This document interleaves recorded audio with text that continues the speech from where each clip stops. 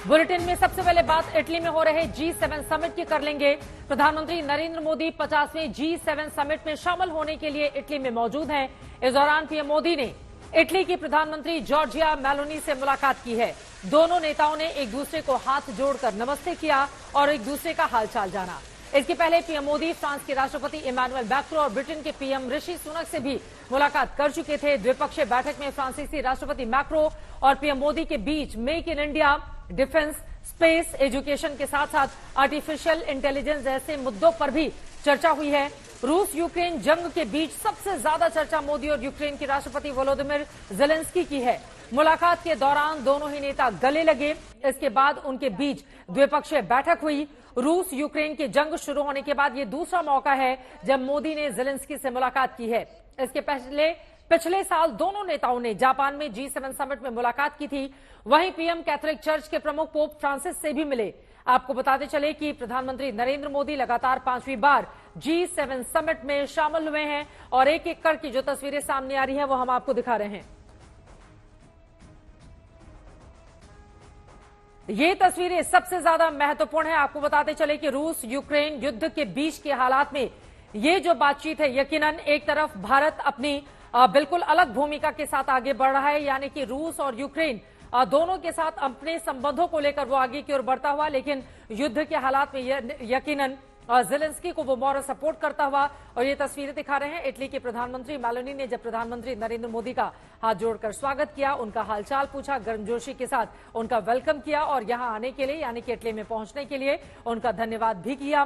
Photo session के दौरान दोनों के चेहरे किस तरह से खिले हुए थे और इटली की प्राइम मिनिस्टर ने बीच बीच में अपनी तमाम बातें भी कही हैं। इन तस्वीरों का सभी को बेसब्री से इंतजार था क्योंकि हमने देखा है एक अलग तरह की बॉन्डिंग दोनों ही नेताओं के बीच नजर आती है और यकीनन इसके जरिए इंडिया और इटली के जो रिश्ते हैं वो और ज्यादा मजबूत होंगे। कम से कम तस्वीरें इस बात को पुख्ता करते हुए दिखाई दे रही हैं। और यहां पर किस तरह से ऋषि सुनक से मुलाकात हुई, ब्रिटेन के प्रधानमंत्री, उनसे मुलाकात की है प्रधानमंत्री नरेंद्र मोदी ने और काफी देर तक दोनों के बीच तमाम मुद्दों को लेकर चर्चा जारी रही। प्रधानमंत्री नरेंद्र मोदी का ये इटली दौरा बेहद महत्वपूर्ण माना जा रहा है क्योंकि तीसरी बार सरकार बनाने के बाद उनका पहला विदेश का दौरा है वो इटली का ही है, जहां पर G7 सम्मेलन चल रहा है और उसमें प्रधानमंत्री नरेंद्र मोदी शिरकत करने के लिए बीती रात ही वहां पर पहुंचे हैं और आज पूरे दिन उनका एक के बाद एक तमाम दूसरे देशों के राष्ट्राध्यक्षों के साथ मुलाकात का कार्यक्रम रहा।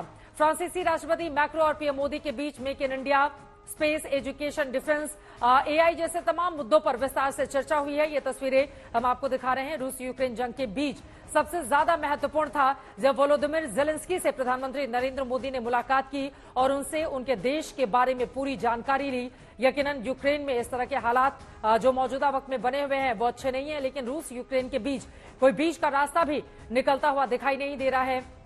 अलग अलग जो भी तस्वीरें सामने आई हैं वो हम आपको इस समय दिखा रहे हैं। पीएम मोदी कैथोलिक चर्च के प्रमुख पोप फ्रांसिस से भी जब उन्होंने मुलाकात की, देखिए किस तरह से गर्मजोशी से दोनों ने एक दूसरे से बातचीत की। नरेंद्र मोदी लगातार ये 5वीं बार है जब G7 समिट में शामिल हुए हैं प्रधानमंत्री नरेंद्र मोदी।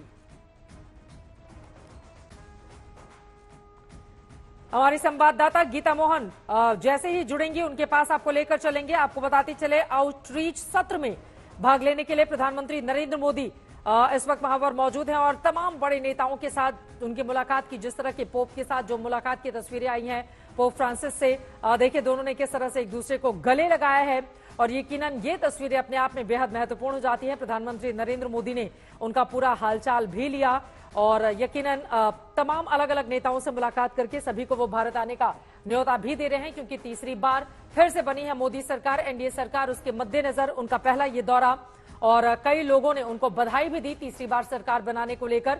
तो यहां पर ये तस्वीरें जो हम आपको दिखा रहे हैं कैथोलिक चर्च के प्रमुख हैं पोप फ्रांसिस, जिनसे प्रधानमंत्री ने मुलाकात की, उनका हालचाल लिया। दोनों एक दूसरे को गले लगाकर गर्मजोशी से मुलाकात करते हुए दिखाई दिए। गीता मोहन मेरी सहयोगी इस वक्त जुड़ चुकी हैं सीधे इटली से, उनके पास हम लेकर चलेंगे। गीता, अलग अलग तस्वीरें जो सामने आ रही है वो अपने दर्शकों को हम दिखा रहे हैं। अब आगे का कार्यक्रम क्या रहने वाला है प्रधानमंत्री का? इटली के साथ जो द्विपक्षीय बातचीत होगी वो अब भी अपने आप में काफी ज्यादा अहम हो जाती है। अब तक का कार्यक्रम कैसा रहा है, आगे को लेकर क्या जानकारी गीता आप पहुंचाने वाली हैं? देखिए, भारत ने अपनी जगह दुनिया में बना ली है, वो काफी साफ नजर आ रहा है। प्रधानमंत्री नरेंद्र मोदी अपने थर्ड टर्म के मैंडेट के साथ यहाँ पर आए हैं। दुनिया के वरिष्ठ लीडर्स से जब मिल रहे हैं, तो ऐसे कुछ लीडर है चित्रा, जिनको खुद नहीं पता कि वो शायद जून या जुलाई के बाद सत्ता में रहेंगे या नहीं। तो बाकी सारे लीडर्स और दुनिया नरेंद्र मोदी और इस सरकार को एक कंटिन्यूम की तरह देख रही है कि यहाँ पर शायद भारत के साथ रिश्ते और जो पॉलिसीज थे, जो डील थे, वो डगमगाने नहीं वाले हैं, क्योंकि नरेंद्र मोदी फिर से सरकार लेके आए हैं। तो काफी सारे इंपॉर्टेंट मीटिंग्स हो चुके हैं। अब आउटरीच सेशन होने वाला है, जहां पर प्रधानमंत्री नरेंद्र मोदी G7 के लीडर्स को संबोधित करेंगे, और उसके बाद कुछ और मीटिंग्स होंगे। लेकिन जितना सबसे इंटरेस्टिंग होगा, वो आखिरी मीटिंग जो उनकी इटालियन प्राइम मिनिस्टर बिल्कुल। जॉर्जिया मेलोनी के साथ होनी है। आपको पता है कि सोशल मीडिया में ऑलरेडी बहुत सारे हैशटैग्स शुरू हो गए हैं। तो क्या मेलोडी मेनिया कंटिन्यू करेगा या नहीं, ये हमें देखना होगा। लेकिन सब्सटेंस की बात करें तो स्ट्रेटेजिक, डिफेंस, ट्रेड, इन सारे मामलों पर में प्रधानमंत्री नरेंद्र मोदी ने सबसे बातचीत की। एक इंटरेस्टिंग मीटिंग रहा है जो G7 के बाहर है। लेकिन दुनिया में जो सबसे ज्यादा इम्पोर्टेंट कॉन्फ्लिक्ट हो रहा है, उसके अंदर है, यानी कि यूक्रेनियन प्रेसिडेंट ज़ेलेंस्की के साथ मुलाकात। जहां एक तरफ रूस के खिलाफ पूरा G7 खड़ा है, वहीं भारत रूस का दोस्त भी है, यूक्रेन को भी समझने की कोशिश कर रहा है। शायद एक बहुत अहम रोल प्रधानमंत्री नरेंद्र मोदी और भारत के लिए यहाँ पर बनकर निकल रहा है। यकीनन, और वो तस्वीरें भी इस बात को पुख्ता करती हुई। बहुत धन्यवाद गीता मोहन इस पूरी जानकारी के लिए। इटली से हमारे संवाददाता जानकारी देती हुई। दुनिया में देश का डंका जिस तरह से बज रहा है वो अपने आप में अभूतपूर्व है, लेकिन दुनिया की सियासत में भारत केंद्र बना हुआ है, जिसका अंदाजा आज की तस्वीरों से लगाया जा सकता है जो हमने आप तक पहुंचाई है।